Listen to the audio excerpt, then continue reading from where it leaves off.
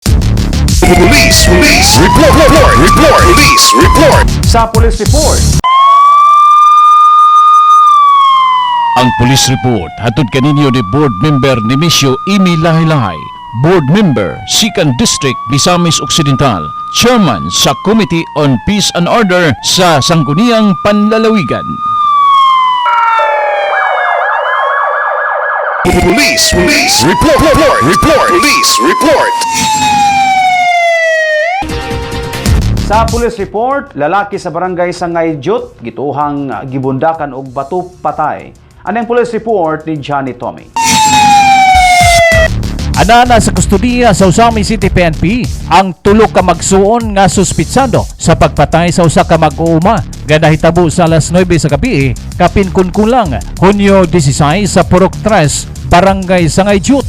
Ang tulo ka magsuon nga voluntaryong mitahan sa ilang kaugalingon og miangkon sa krimen mao sila si Nino Upamin E. Moyuela, 29 anyos, ulitao, construction worker og residente sa Purok 6, Barangay Malibangkaw, sakop sa lungsod sa Clarin.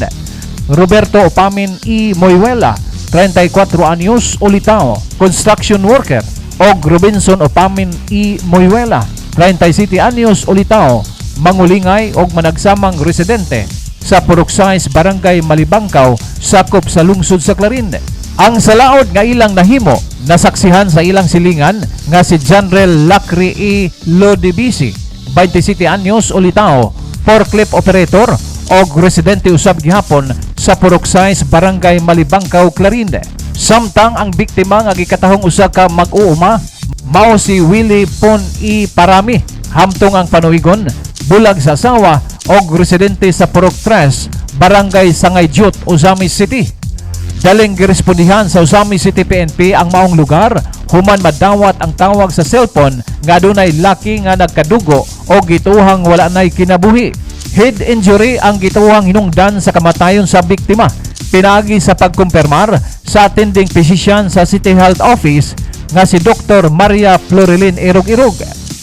Samtang sa laing police report, usa ka hacking o pagpanigbas ang nahitabo sa Purok 9, Barangay Carmen Annex, Usami City, Hunyo 16. Ang nalambigit sa pagpanikbas mao ang usa ka 18 anyos nga lalaki nga si Prince Iverson Tinebro. Samtang ang suspect na ilang si Pacifico Ligunas alias Pico, hamtong ang pangidaron usa ka panday og residente sa mong purok og barangay.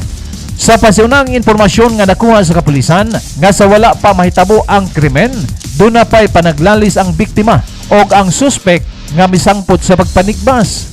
Wala na maabti sa kapulisan ang biktima sa crime scene.